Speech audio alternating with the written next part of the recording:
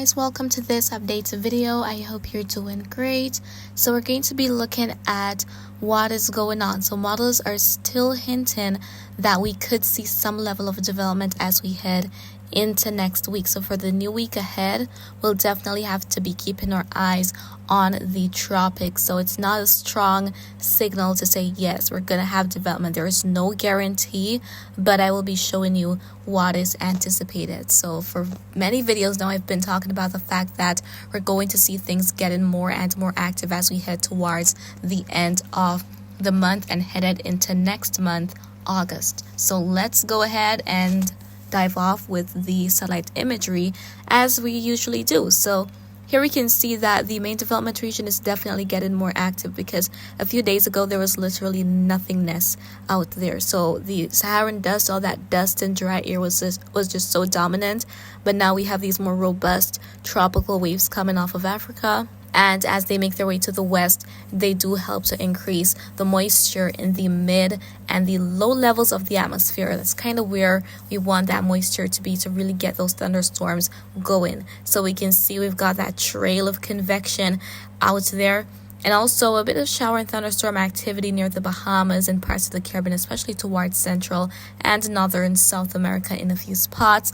At a closer view here, we can see, so most of the action is off to the southern part of Central America. So Nicaragua going down to Costa Rica, Panama, even near the islands of San Andres and Providencia, there's been that blob.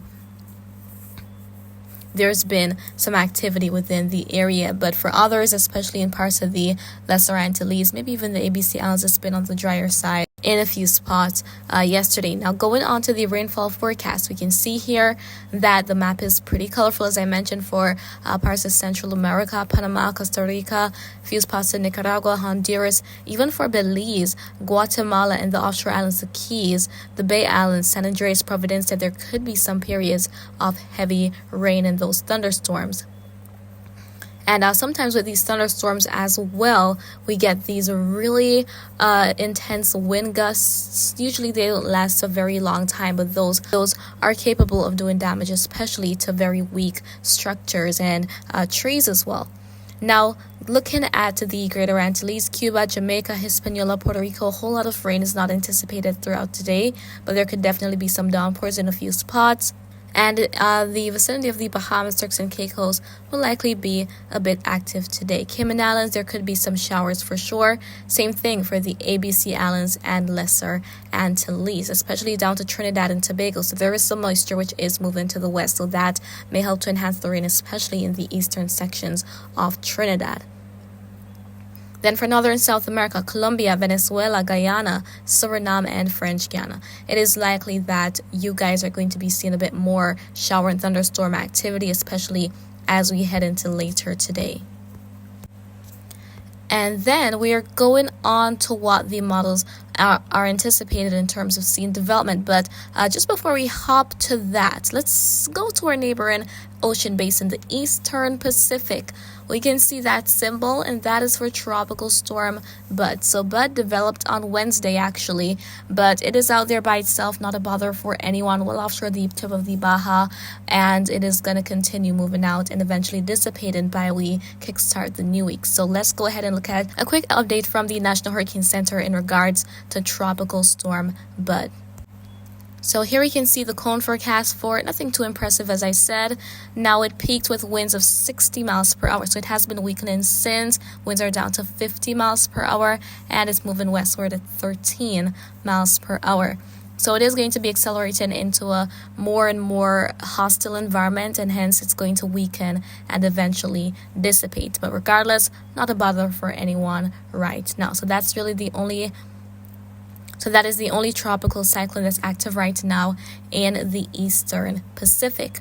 Going back to the Atlantic Basin, let's take a look at the ensemble members from both the GFS and Euro. We're starting out with Euro here. So as we're going to be heading into next Thursday, so there you have it, the 1st of August 2024, we can see a couple of these members picking up on an area of low pressure making its way toward the vicinity of the Northeast Caribbean.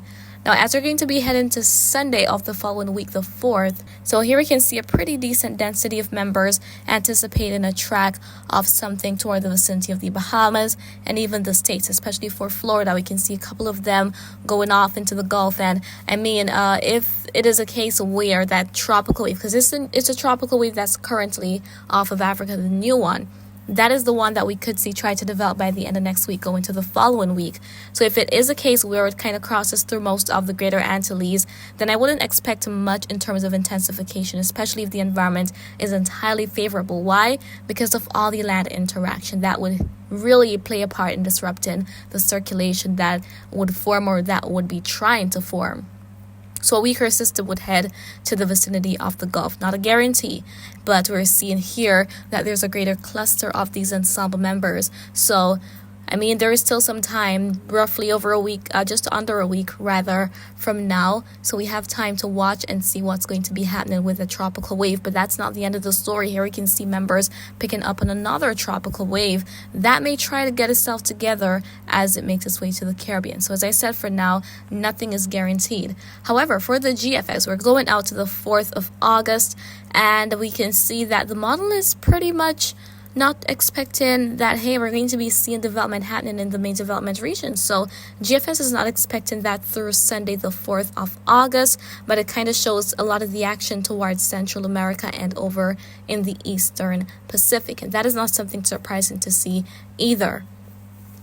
So we've got these different model ensembles showing that, for the Euro, we could see something try to form from that most recent tropical wave. But even if nothing forms from it, it is still important that we understand the fact that we do not need the system to be a classified tropical storm or hurricane for there to be dangerous impacts. We all know, it's something that many of us can relate to in the Caribbean. Sometimes you're out and then there's a quick afternoon thunderstorm. It gets really crazy out there, and even some instances of flooding may happen.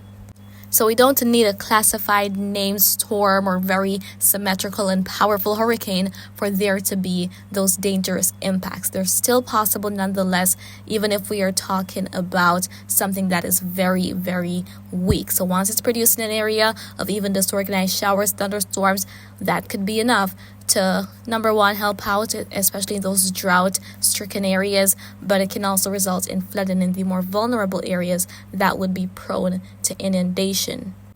And so guys, that's basically what I wanted to share with you in this update video. Again, we've got that new tropical wave, one that we want to watch for development. And by the way, I'm expecting that maybe sometime next week or so, the National Hurricane Center may highlight an area to watch in the Atlantic Basin, because the map is pretty much quiet right now. Nothing new is expected within the next week, but of course, that's going to change very shortly. So that is it for this update video, and I do hope you found it to be informative. But if you have any questions, feel free to drop them in the comments. I'll respond when I have the chance to do so. And remember to always be weatherwise.